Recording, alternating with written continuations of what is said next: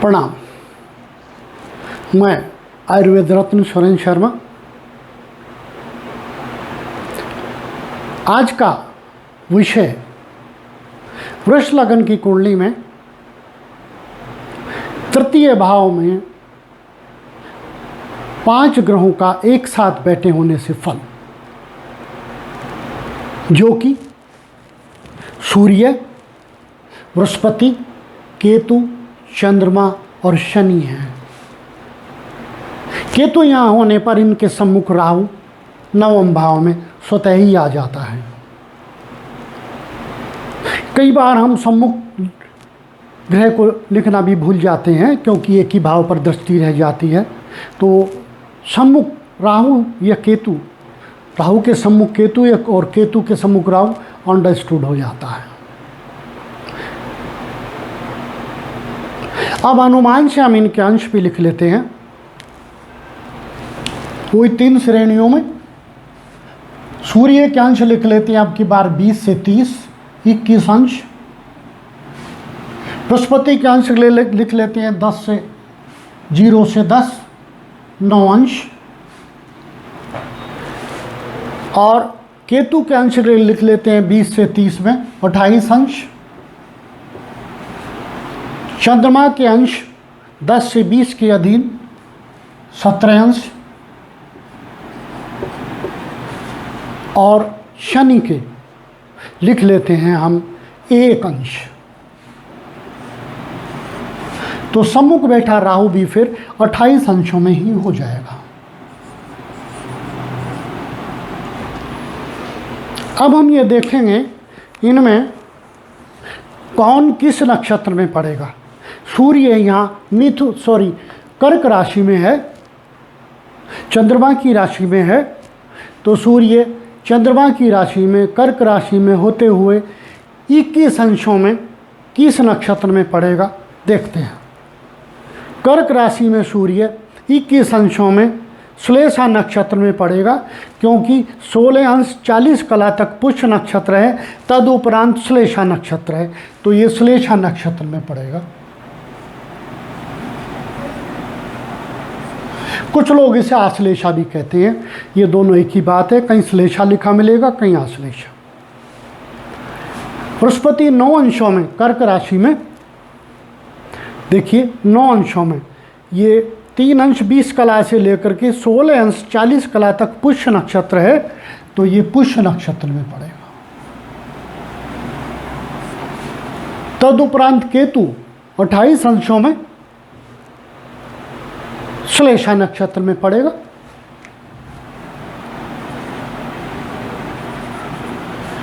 चंद्रमा 17 अंशों में कर्क राशि में, ये भी श्लेषा नक्षत्र में पड़ेगा। और शनि 1 अंश में देखते हैं कर्क राशि में पुनर्वसु नक्षत्र में पड़ेगा, क्योंकि 0 से लेकर के 3 अंश 20 कला तक पुनर्वसु नक्षत्र है। पुनर्वसु, इसलिए इसी के सम्मुख बैठा हुआ राहु 28 अंशों में, वहाँ हमने केतु को 28 अंश में लिया है, तो सम्मुख बैठा राहु भी स्वतः 28 अंशों में स्वाभाविक रूप से हो ही जाता है। तो वहाँ मकर राशि है, मकर राशि में केतु 28 अंशों में देखते हैं किस में पड़ेगा, धनिष्ठा नक्षत्र में पड़ेगा। धनिष्ठा,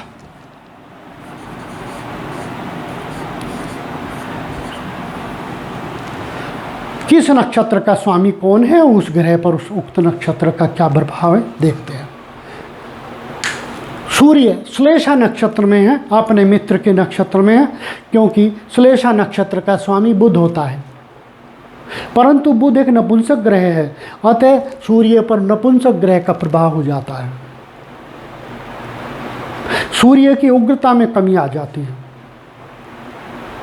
सूर्य की क्रियात्मक शक्ति में कमी आ जाती है श्लेषा नक्षत्र में होकर। फिर वो कर्क राशि में है, कर्क राशि चंद्रमा की होती है, चंद्रमा उसका मित्र है। अतः यहाँ जितना शून्य की तरफ प्रभाव गया था, नकारात्मक प्रभाव गया था, वो यहाँ जाकर के पूर्ण हो जाता है। अतः इस स्थिति में सूर्य यहाँ तृतीय भाव में चतुर्थेश होकर के तृतीय भाव में है, बहुत ही उत्तम फलकारी है। पापी के नक्षत्र में नहीं है, पापी की राशि में नहीं है, पापी भाव का स्वामी नहीं है, उत्तम भाव का स्वामी है, अपने मित्र की राशि में है, अच्छे भाव में है। तृतीय भाव का कारक मंगल होता है, अपने मित्र के भाव में है, इसलिए यहाँ सूर्य बहुत उत्तम फल देने वाला है। सुखों को में वृद्धि होगी, वाहन की प्राप्ति कराएगा। यहाँ बैठ करके व्यक्ति को घर की प्राप्ति भी कराएगा, स्वनिर्मित घर। वह बात अलग है, देर में होगी। क्यों? क्योंकि शनि भी वहाँ है और राहु की दृष्टि है, इसलिए देर में होगी, लेकिन स्वयं मकान की प्राप्ति होगी। फिर बृहस्पति पुष्य नक्षत्र में है। पुष्य नक्षत्र का स्वामी शनि होता है, और पुष्य नक्षत्र, शनि के 3 नक्षत्रों में पुष्य नक्षत्र को सर्वोत्तम कहा गया है। शुभ कर्मों के लिए तो पुष्य नक्षत्र को इंतजार किया जाता है कि कब शुभ पुष्य नक्षत्र आए और हम किसी शुभ कर्म को प्रारंभ करें। इसलिए बृहस्पति यहाँ पुष्य नक्षत्र में होकर के उत्तम फलकारी है।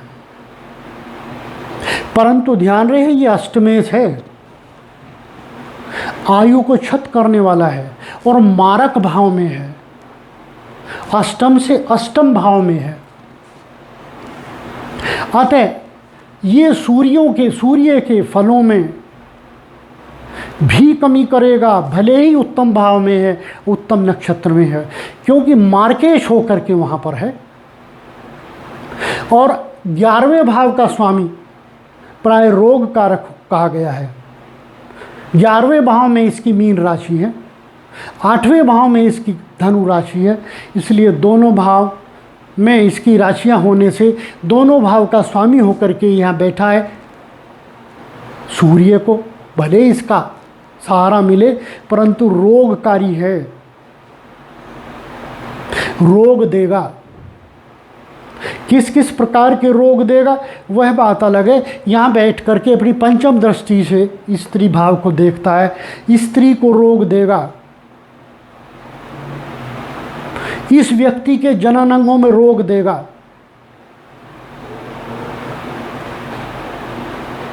केतु का प्रभाव कहीं इसके साथ या राहु का सम्मुख से प्रभाव बृहस्पति पर, उस प्रभाव को लेकर के ये सप्तम भाव को देखेगा, पत्नी से विवाद कराएगा।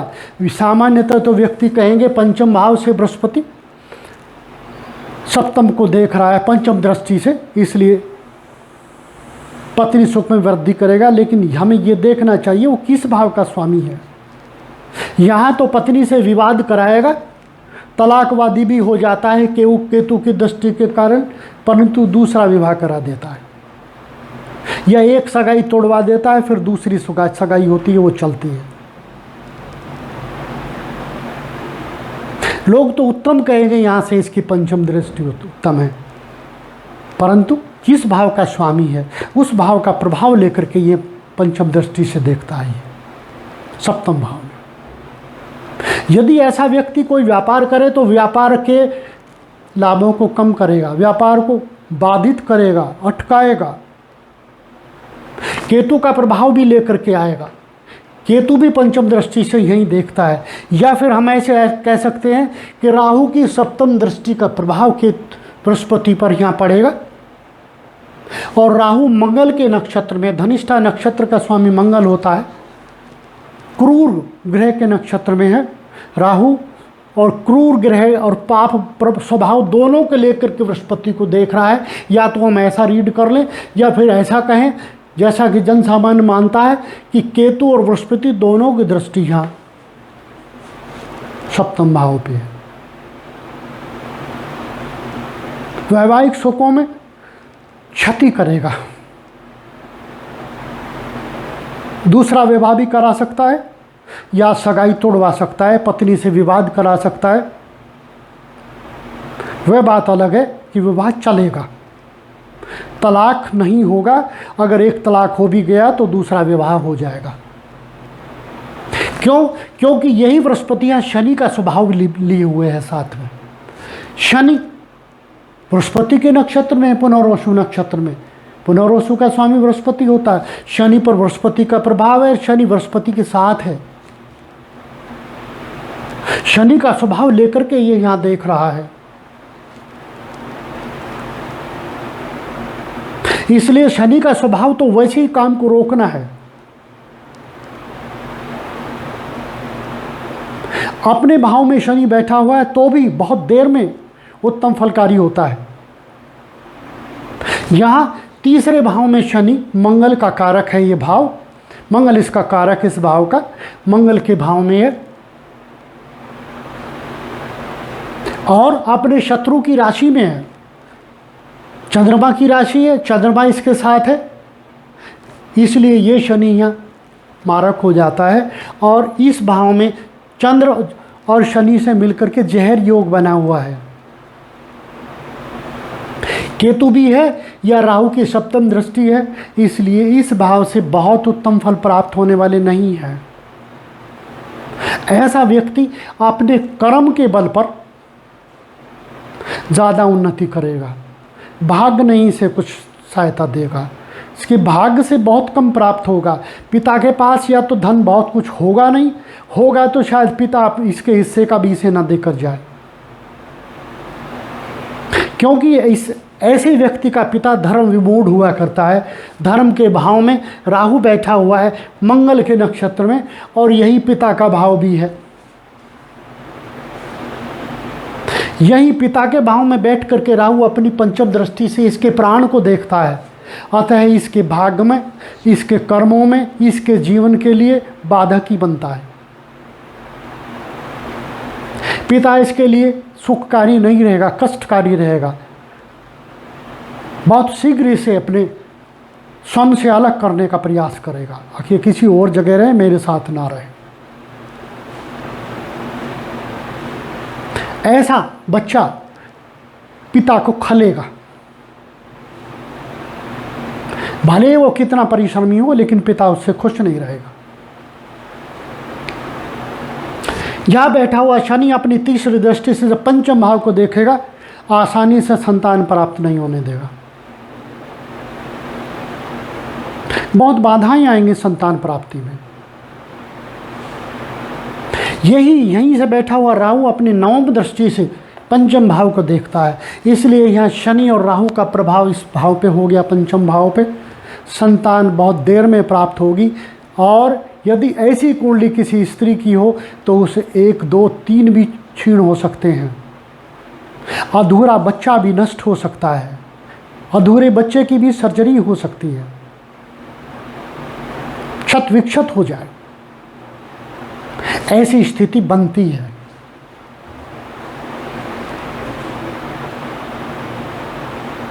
सूर्य यहाँ उत्तम फलकारी बनता है, इसलिए सुख मिलेंगे अपने कर्म से, अपने कर्म से, अपनी मेहनत से मिलेंगे। एक श्लोक है, तृतीय षडीय एकादशे शनि, तृतीय षडीय एकादशे भौम, तृतीय षडीय एकादशे राहु, सर्वे कष्ट निवारिका। ऐसा ज्योतिष में बहुत विद्वानों ने लिखा है, आदिकाल से लिखा चला आया है। और यहाँ शनि तृतीय भाव में है, परंतु यहाँ शनि बहुत कमज़ोर है। सहारा कम मिलेगा, क्योंकि कर्मेश और भाग्येश होकर के दोनों कमज़ोर हो गया। वह बात अलग है कि यहाँ से अपनी सप्तम दृष्टि से अपने भाव को देखता है, इसलिए भाग्य में सहारा तो देगा। अर्थात कर्म से, मेहनत से जो प्राप्ति होगी वो होगी। क्यों? क्योंकि मेहनत से प्राप्त होने वाली आय को वृद्धि करेगा ये। अपने परिश्रम से ऐसे व्यक्ति के भाग्य में वृद्धि होगी, क्योंकि ये पराक्रम भाव भी है। पराक्रम का मतलब है स्वयं मेहनत करना इस स्थान पर।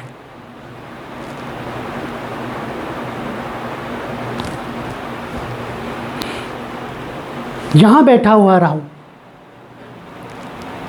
कभी कभी तलाक भी करा दिया करता है, रोग तो देता ही है।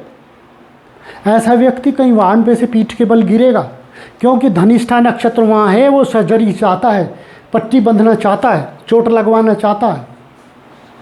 और राहु का स्वभाव है क्षति पहुँचाना। इसलिए यदि ये स्त्री की कुंडली हो तो मान लेना चाहिए आसानी से विवाह नहीं चलेगा। उधर तो मारक बृहस्पति केतु यहाँ देख रहे हैं, फिर राहु नवम में हो गया।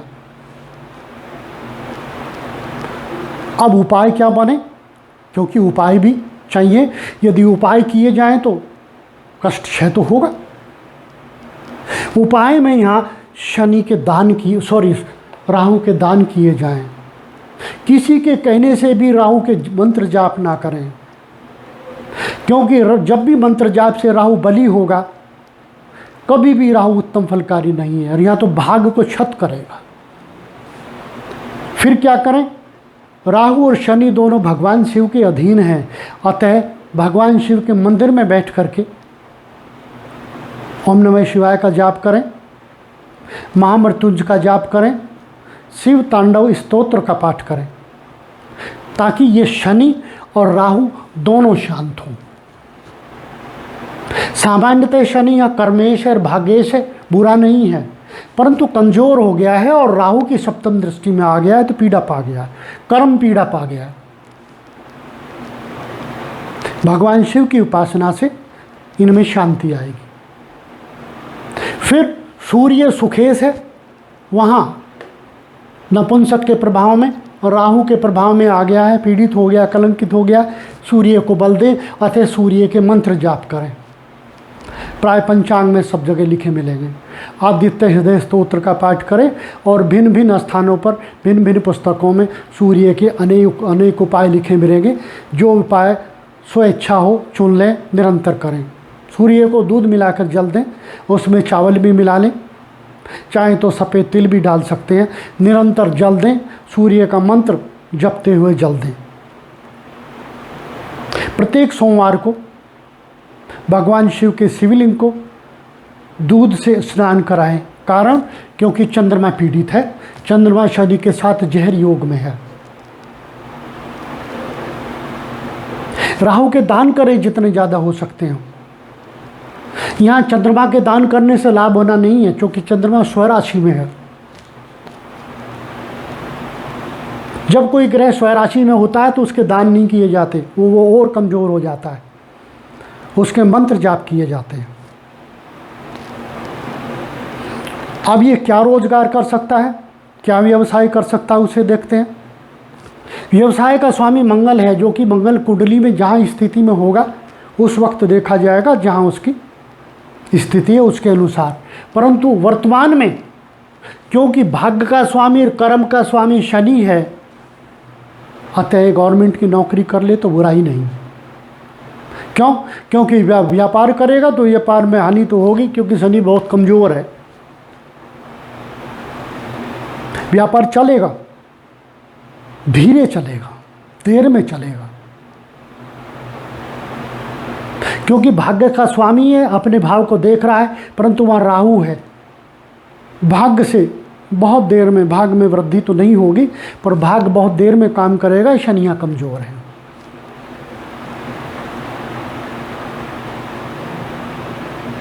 फिर यहाँ जब बृहस्पति देखता है,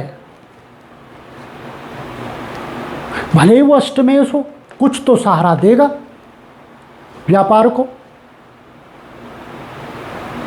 और बृहस्पति जब यहाँ देखता है व्यापार के भाव को, स्टेशनरी का काम कर ले, कागज बही खाता आदि बेचने का काम कर ले, हार्डवेयर का काम कर ले, कभी भी दवाइयों से संबंधित काम ना करे, घाटा होगा। पत्थर बेचने का काम कर ले, सिलाई मशीनें बेचने का काम कर ले, सिलाई का काम कर ले, क्योंकि उसमें मशीन हाथ में रहती है, लोहे की हाथ में मशीन हाथ में रहती है। बुनकर का काम कर ले, इस प्रकार के काम कर ले। और सूर्य चूंकि सुखेश होकर के तृतीय भाव में है, सोने चांदी का काम भी कर सकता है ये, पीतल का, तांबे का काम भी कर सकता है ये। केतु यहाँ तृतीय भाव में सूर्य के साथ है, इलेक्ट्रिकल मटेरियल बेचने का काम भी कर सकता है, कंप्यूटर के हार्डवेयर का काम भी कर सकता है। इस प्रकार ये सारे बिंदु यहाँ हमने क्लियर किए जितना हो सका। आशा ये पाठ आपको भाया होगा। यदि न भाया हो कुछ पॉइंट तो मेरी विनती है आपको कमेंट में ज़रूर इंडिकेट करें। मैं आपका एहसान बंद रहूँगा, क्योंकि मुझे अपनी कमी पता लगे तो मुझे अति प्रसन्नता होती है। कमियों को दूर करने का अवसर प्राप्त होता है।